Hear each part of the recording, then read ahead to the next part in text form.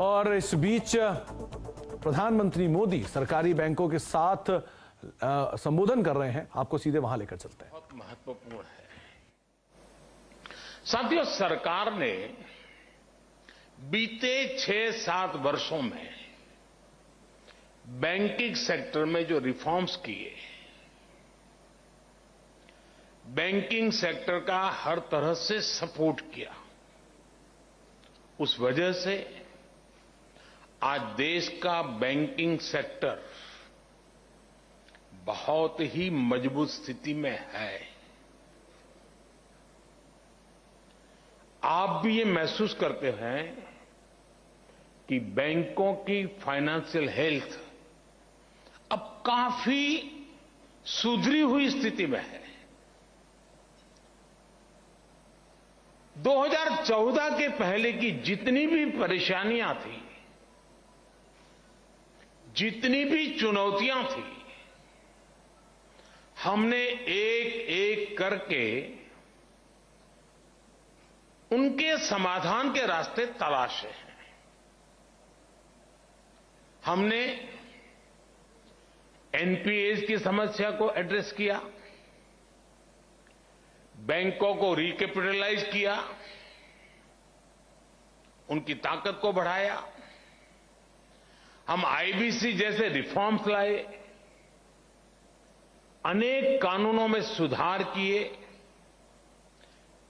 Date recovery tribunal को सशक्त किया।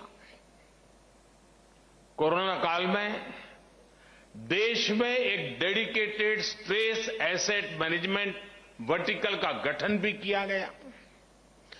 इन्हीं फैसलों से आज बैंकों की रिजोल्यूशन और रिकवरी बेहतर हो रही है। बैंकों की स्थिति मजबूत हो रही है और एक इनहेरेंट स्ट्रेंथ उसके भीतर पाई जा रही है। सरकार ने जिस पारदर्शिता और प्रतिबद्धता के साथ काम किया है,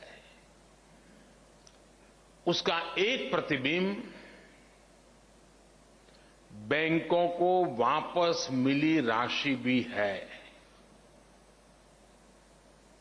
हमारे देश में जब बैंकों से कोई उठा के भाग जाता है तो चर्चा बहुत होती है, लेकिन कोई दम वाली सरकार वापस लाती है तो इस देश में कोई चर्चा नहीं करता है।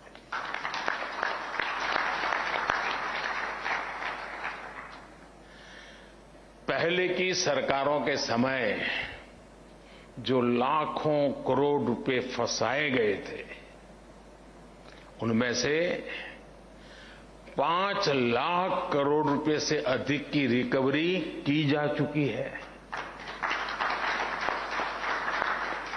हो सकता है आप उस लेवल के लोग बैठे हैं, आपको 5 लाख करोड़ बहुत बड़ा नहीं लगता होगा,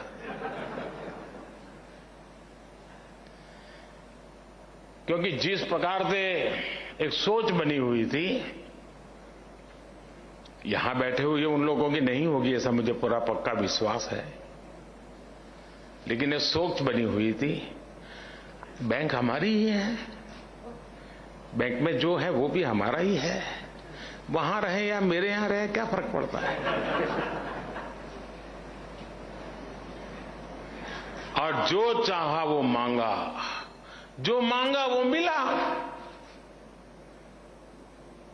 और बाद में पता नहीं था कि 2014 में देश निर्णय कुछ और कर देगा। सारी स्थितियां साफ हो गई।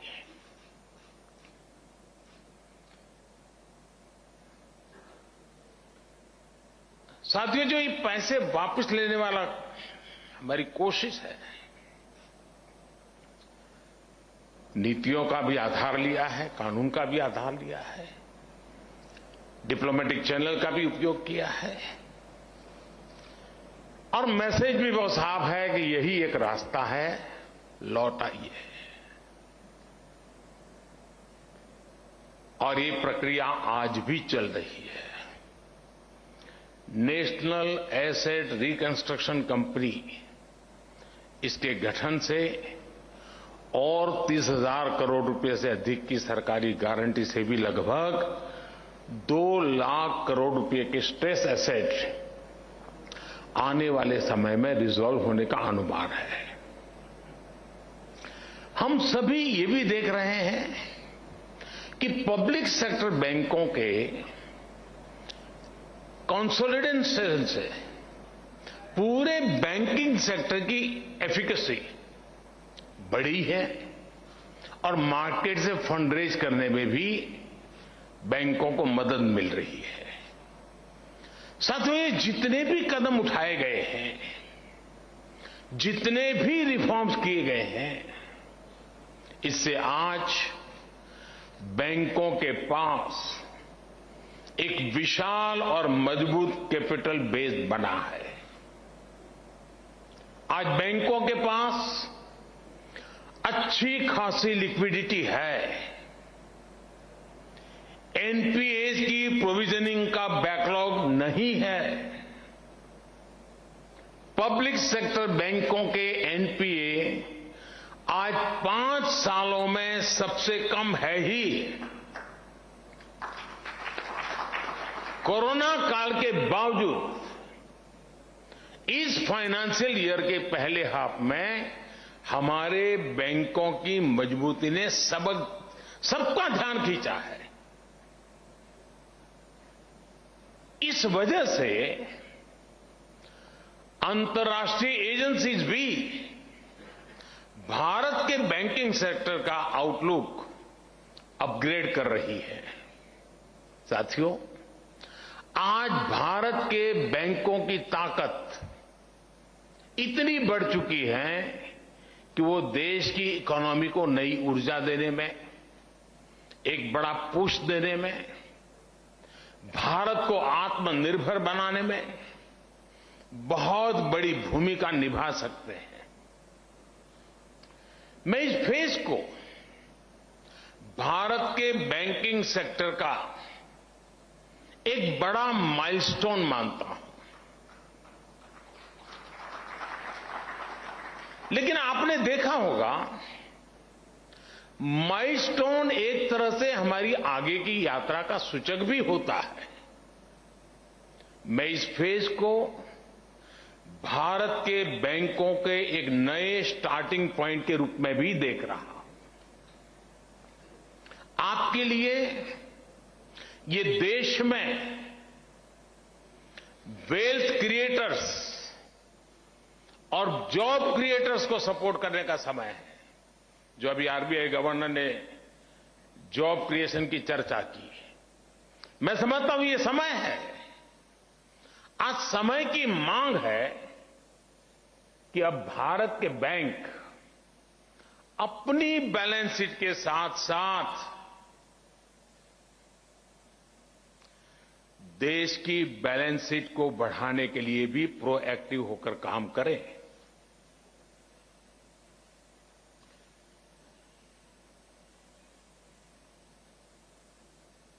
कस्टमर आपके पास आपकी ब्रांच में आए, ये इंतजार मत कीजिए। आपके कस्टमर की, कंपनी की, एमएसएमईज की जरूरतों को एनालाइज करके उनके पास जाना होगा, उनके लिए कस्टमाइज सॉल्यूशन देने होंगे। जैसे मैं उदाहरण देता हूं कि उत्तर प्रदेश के बुंदेलखंड इलाके में और तमिलनाडु में 2 डिफेंस कॉरिडोर बने। अब सरकार तेजी से वहां काम कर रही है। क्या उस कॉरिडोर के आसपास जुड़ी हुई जितनी बैंक ब्रांचेज है, तो आप सुन रहे थे प्रधानमंत्री मोदी को करीब करीब 5 लाख करोड़ रुपए की रिकवरी की बातचीत की और एआरसी